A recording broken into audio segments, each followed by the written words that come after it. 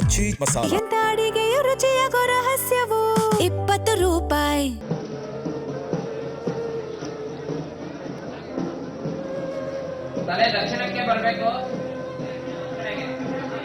ಈಗ ಪಾರ್ಥಿವ ಶರೀರವನ್ನು ಪಲ್ಲಕ್ಕಿಯಿಂದ ತೆಗೆದು ಮಣ್ಣು ಮಾಡೋ ಸ್ಥಳಕ್ಕೆ ತರ್ತಾ ಇದ್ದಾರೆ. ದಕ್ಷಿಣಾಭಿಮುಖವಾಗಿ ಪಾರ್ಥಿವ ಶರೀರವನ್ನು ಇರಿಸ್ತಾರೆ. ಅಲ್ಲಿ ಇನ್ನೊಂದು 5 ನಿಮಿಷಗಳ ಕಾರ್ಯ ಬಾಕಿ ಇರುತ್ತೆ. ಅದಾದ ನಂತರ ಇಲ್ಲಿ ತನಕ ಏನು ಮಾಡಿದ್ರು ಅಂತಂದರೆ ಅವರ ಕುಟುಂಬದವರೇ ಕೊನೆಯದಾಗಿ ಬಂದು ದರ್ಶನ ಮಾಡಲಿ ಅಂತ ಅವಕಾಶ ಕೊಟ್ಟಿದ್ರು. ಕುಟುಂಬದವರು ಮಾತ್ರ, ಅದನ್ನೇ ಅವರು ಅಲ್ಲಿ ಮೈಕಲ್ಲಿ ಕೂಡ ಅನೌನ್ಸ್ ಮಾಡ್ತಾಯಿದ್ರು, ಬೇರೆಯವರು ಬೇಡ, ನಿನ್ನೆಯಿಂದಲೂ ಕೂಡ ದರ್ಶನ ಮಾಡಿದರೆ ಅವಕಾಶ ಕೊಡಿ ಅವ್ರ ಕುಟುಂಬದವ್ರಿಗೆ ಮಾತ್ರ ಅಂತ. ಅವರು ಅವರವ್ರ ಫ್ಯಾಮಿಲಿ ಬಂದು ಜೊತೆಯಲ್ಲಿ ಬಂದು ಅಂತಿಮ ದರ್ಶನವನ್ನು ಪಡೆದರು. ಈಗ ಪಾರ್ಥಿವ ಶರೀರವನ್ನು ಅಲ್ಲಿಂದ ತೆಗೆದಿದ್ದಾರೆ. ಮಣ್ಣು ಮಾಡುವಂತಹ ಜಾಗಕ್ಕೆ ದೇಹವನ್ನು ತಂದಿದ್ದಾರೆ. ಆ ದಕ್ಷಿಣಾಭಿಮುಖವಾಗಿ ಪಾರ್ಥಿವ ಶರೀರವನ್ನು ಇರಿಸಬೇಕು ಅಂತ ಹೇಳಿದ್ದಾರೆ. ಅದರ ಪ್ರಕಾರವೇ ಈಗ ಕ್ರಿಯೆಗಳೆಲ್ಲವೂ ಕೂಡ ನಡೀತಾ ಇರತಕ್ಕಂಥದ್ದು. ಮಿಕ್ಕದವರೆಲ್ಲರೂ ಕೂಡ ನೋಡ್ತಾ ಇದ್ದಾರೆ ಕಾರ್ಯ ಹೇಗಾಗ್ತಾ ಇದೆ ಏನು. ಸೊ ಈಗ ಗಂಡು ಮಕ್ಕಳನ್ನ ಕರೆಸಿ ಗಂಡು ಮಕ್ಕಳ ಕೈಯಿಂದಲೂ ಕೂಡ ಮೊದಲಿಗೆ ಮಣ್ಣನ್ನು ಹಾಕಿಸ್ತಾರೆ. ಕರ್ತೃ ಕೈಯಲ್ಲಿ ಮೊದಲನೇದಾಗಿ ನೋಡಿ ಅವ್ರು ಕರೀತಾ ಇದ್ದಾರೆ, ಯಾರ್ಯಾರು ಬರಬೇಕು ಮಣ್ಣು ಮಾಡೋ ಸ್ಥಳಕ್ಕೆ ಯಾರ್ಯಾರು ಬರಬೇಕು ಅಂತಲೂ ಕೂಡ ಅನೌನ್ಸ್ ಮಾಡ್ತಾ ಇದ್ದಾರೆ. ಇಂತಿಂಥವರೇ ಬರಬೇಕು. ಮೊದಲ ಹಕ್ಕಿರ್ತಕ್ಕಂಥದ್ದೇ ಮಕ್ಕಳಿಗೆ, ಸ್ವಂತ ಮಕ್ಕಳಿಗೆ ಮೊದಲ ಹಕ್ಕು. ಹಾಗಾಗಿ ಅವ್ರನ್ನ ಕರೆದು ಈಗ ಕೊನೆಯದಾಗಿ ಮಣ್ಣು ಮಾಡುವಂತಹ ಪ್ರಕ್ರಿಯೆ.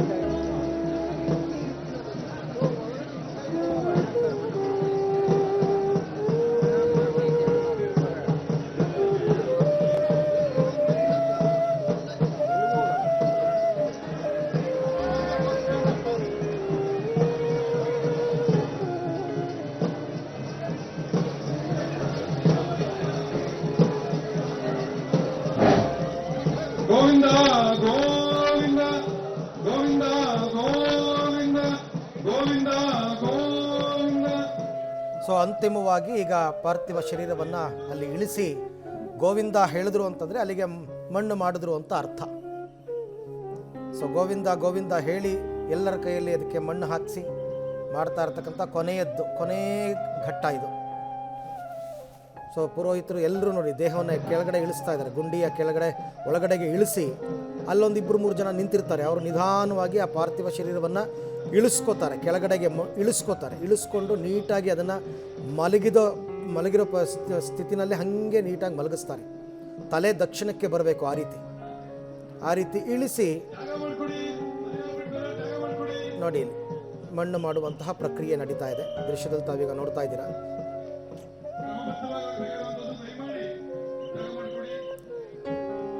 ಆಗಲೇ ಹೇಳಿದಂತೆ ಮಕ್ಕಳಿಂದ ಮತ್ತೆ ನೋಡಿ ಅಲ್ಲಿ ಎಲ್ಲರೂ ಕೂಡ ಸ್ವಾಮೀಜಿಗಳೆಲ್ಲ ಹತ್ತಿರ ಬರ್ತಾ ಇದ್ದಾರೆ. ಅವರೆಲ್ಲ ಮಣ್ಣು ಹಾಕ್ತಾರೆ. ಸೊ ಎಲ್ಲರೂ ದೇಹದ ಮೇಲೆ ಮಣ್ಣನ್ನು ಹಾಕಿ ಶಾಸ್ತ್ರೋಕ್ತವಾಗಿ ಎಲ್ಲರೂ ಕೈಲಿ ಅವನೊಂದು ಹಿಡಿ ಹಾಕಿಸ್ತಾರೆ. ಆಮೇಲೆ ಅದನ್ನು ಕ್ಲೀನಾಗಿ ಮುಚ್ತಾರೆ. ದೃಶ್ಯದಲ್ಲಿ ತಾವೀಗ ನೋಡ್ತಾ ಇದ್ದೀರಾ. ಪಾರ್ಥಿವ ಶರೀರವನ್ನು ಕೆಳಗಡೆ ಇಳಿಸಿ ಈಗ ಒಬ್ಬೊಬ್ಬರೇ ಮಣ್ಣನ್ನು ಹಾಕ್ತಾ ಇರೋದನ್ನು ಕೂಡ ಗಮನಿಸಿದ್ದೀರಾ. ಕೆಲವೊಂದು ಕಡೆ ಬೇರೆ ಬೇರೆ ಪ್ರದೇಶಗಳ ಈ ಕಪ್ಪು ಮಣ್ಣು, ಕೆಂಪು ಮಣ್ಣು ಅಂತೆಲ್ಲ ಇರುತ್ತಲ್ಲ, ಕೆಮ್ಮಣ್ಣು ಅಂತೆಲ್ಲ, ಆ ಥರದ್ದೆಲ್ಲ ಶ್ರೇಷ್ಠ ಮಣ್ಣುಗಳನ್ನು ತರಿಸಿರ್ತಾರೆ. ಬೆಟ್ಟಗಳಿಂದ ಮಣ್ಣನ್ನು ತರಿಸಿರ್ತಾರೆ. ಸೊ ಅದೆಲ್ಲವನ್ನು ಕೂಡ ಶಾಸ್ತ್ರೋಕ್ತವಾಗಿ ಹಾಕ್ತಾರೆ. ಉಳಿದಿದ್ದೆಲ್ಲ ಅಲ್ಲಿರೋದನ್ನು ಆಮೇಲೆ ಕೊನೆಯದಾಗಿ ಹಾಕ್ತಕ್ಕಂಥದ್ದು. ಕೊನೆಯ ದೃಶ್ಯವನ್ನು ನೀವೀಗ ನೋಡ್ತಾ ಇದ್ದೀರಾ. ಚೆನ್ನಮ್ಮ ಅವರ ಅಂತ್ಯಕ್ರಿಯೆ ಈಗ ನೆರವೇರಿರ್ತಕ್ಕಂಥದ್ದು. ಚೆನ್ನಮ್ಮ ಅವರ ಅಂತ್ಯಕ್ರಿಯೆ, ಅಂತಿಮ ಸಂಸ್ಕಾರ, ಮಣ್ಣು ಮಾಡುವ ಕ್ರಿಯೆ ನಡೀತಾ ಇದೆ.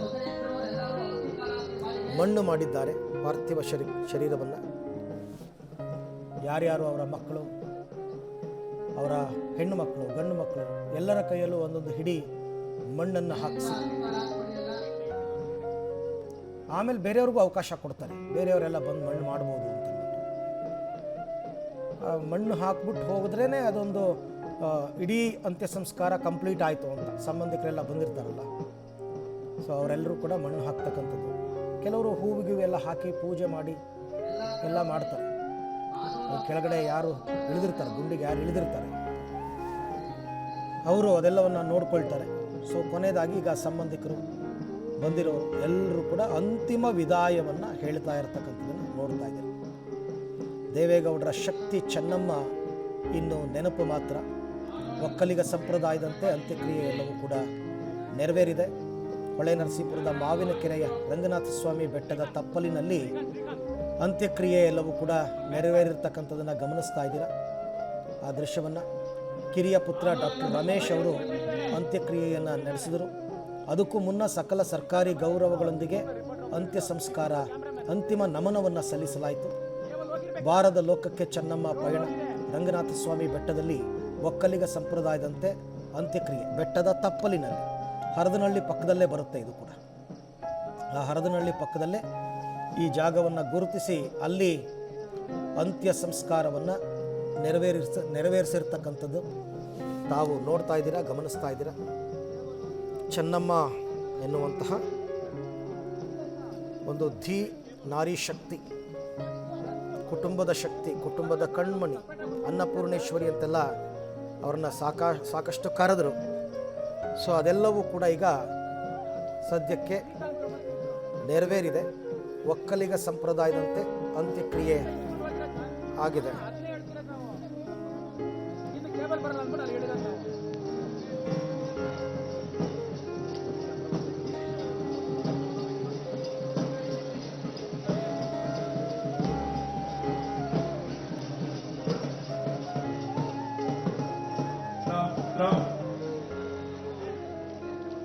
ದಯಮಾಡಿ ಮನೆಯವ್ರಿಗೆ ಜಾಗ ಬಿಡಿ, ಆದವರು ಸ್ವಲ್ಪ ಜಾಗ ಬಿಡಿ. ದಯಮಾಡಿ ಮನೆಯವ್ರಿಗೆ ಜಾಗ ಬಿಡಿ. ಯಾರೇ ಪೂಜೆ ಮಾಡಿದಾರೋ ಸ್ವಲ್ಪ ಜಾಗ ಬಿಡಿ.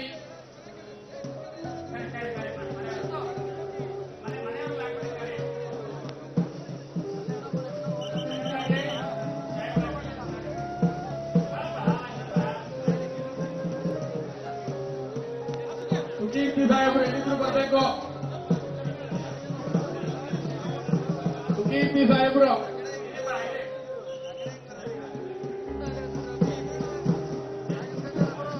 ಸುಕೀರ್ತಿಯವರು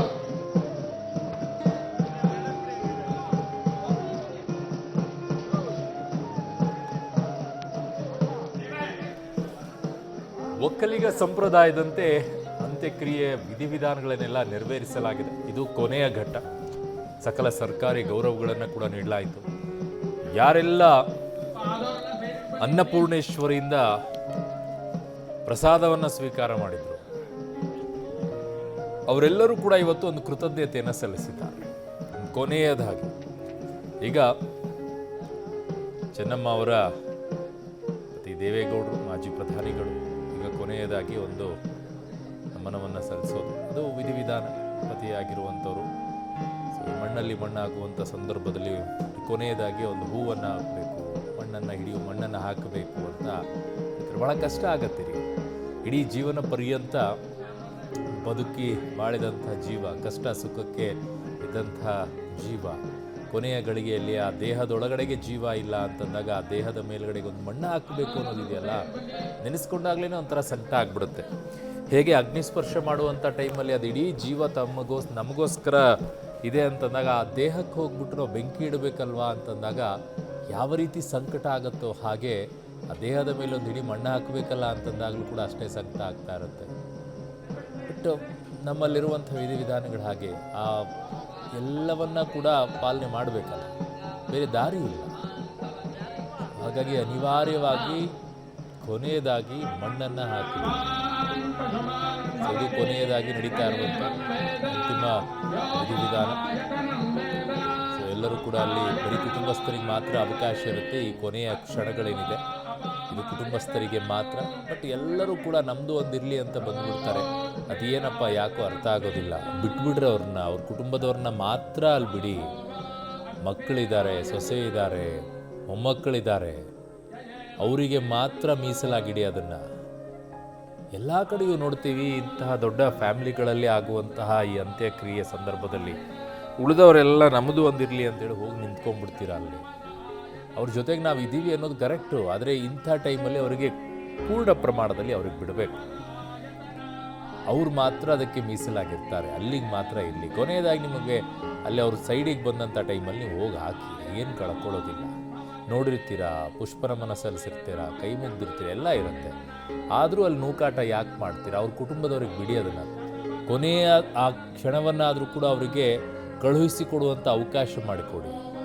ನಿಮ್ಮ ಪ್ರೀತಿ, ನಿಮ್ಮ ವಾತ್ಸಲ್ಯ ಎಲ್ಲವೂ ಕೂಡ ಮೆಚ್ಚುವಂಥದ್ದೇ. ಅಷ್ಟೊಂದು ಜನ ಹೋಗಿ ಸೇರಿಕೊಂಡಿದ್ದೀರ, ಅವ್ರು ಆ ರೀತಿಯಾಗಿದ್ದರು ಅನ್ನೋದಕ್ಕೆ ಕಾಣಿಸ್ಕೊಡುತ್ತೆ. ಆದರೆ ಆ ಕುಟುಂಬದವ್ರಿಗೆ ಮಾತ್ರ ಬಿಡಬೇಕಿದನ್ನು. ಪ್ರತಿ ಸಲನೂ ಹೇಳ್ತೀವಿ ಎಲ್ಲ ಕಡೆನೂ ಕೂಡ. ಬಟ್ ಏನು ಮಾಡೋದು, ಜನ ನಾವು ಇರಲಿ, ನಮ್ಮದು ಇರಲಿ, ನಾವು ಹೋಗ್ತೀವಿ ಅಂತ ಹೇಳಿ ಹೋಗ್ತೀರಾ. ನಿಮ್ಮ ಪ್ರೀತಿ ಇರುತ್ತೆ. ಸೊ ಅಲ್ಲೀಗ ರೇವಣ್ಣವರಿದ್ದಾರೆ. ಒಟ್ಟು 4 ಗಂಡು ಮಕ್ಕಳು, 2 ಹೆಣ್ಣು ಮಕ್ಕಳು. ಸೊ ಕೊನೆಯದಾದಂಥ ವಿಧಿವಿಧಾನಗಳನ್ನು ನೆರವೇರಿಸ್ತಾ ಇದ್ದಾರೆ ಒಕ್ಕಲಿಗ ಸಂಪ್ರದಾಯದ ಪ್ರಕಾರ.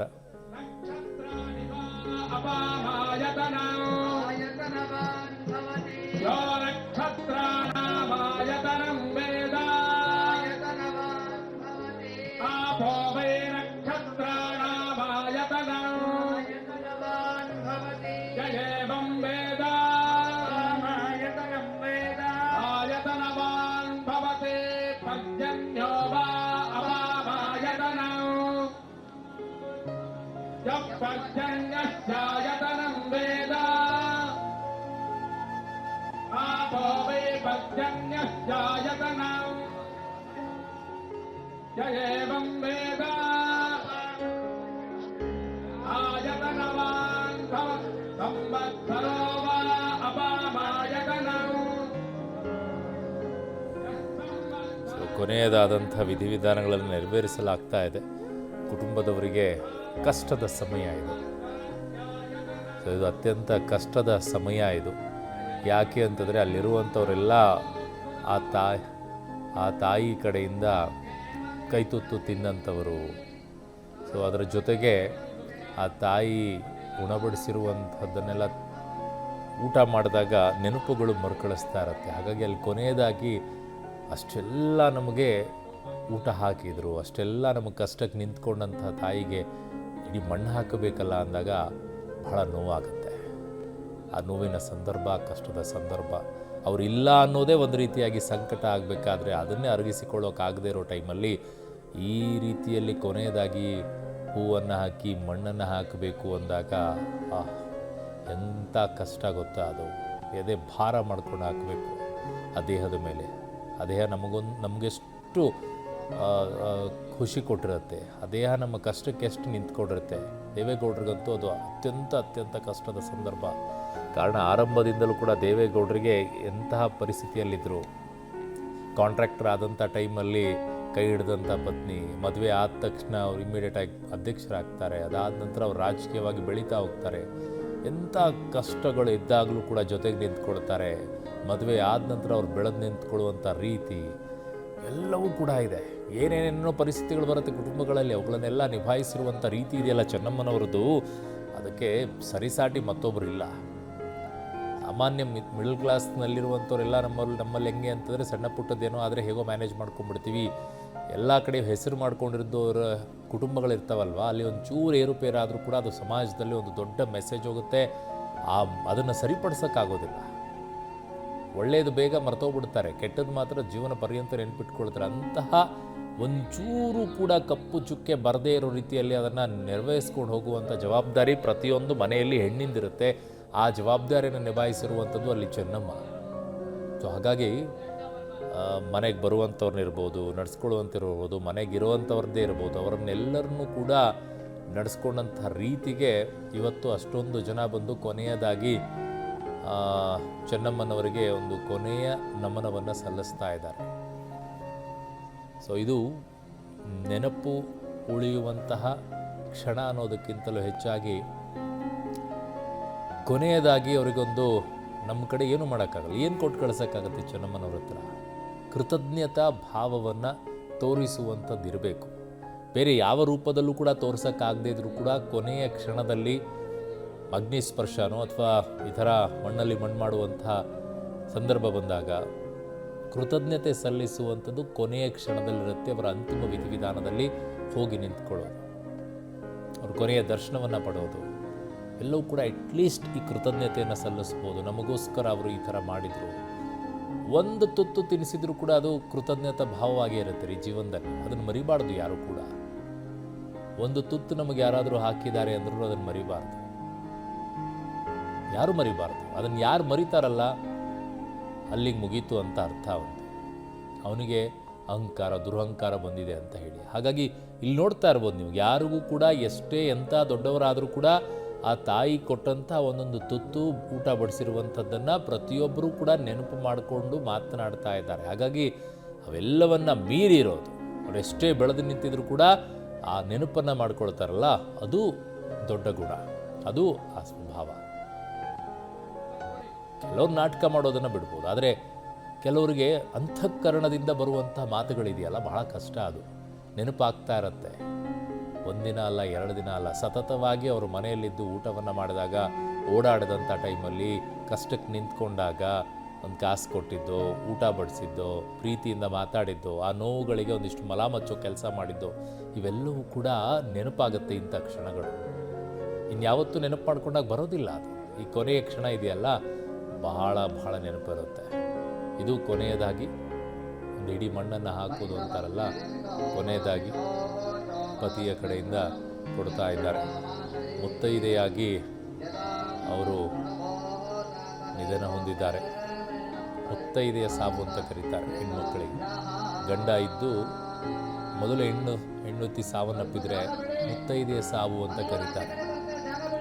ಮುತ್ತೈದೆಯಾಗಿ ಸತ್ಲು ನೋಡು, ಎಂಥ ಪುಣ್ಯವಂತೆ ಅಂತ ಹೇಳ್ತಾರೆ.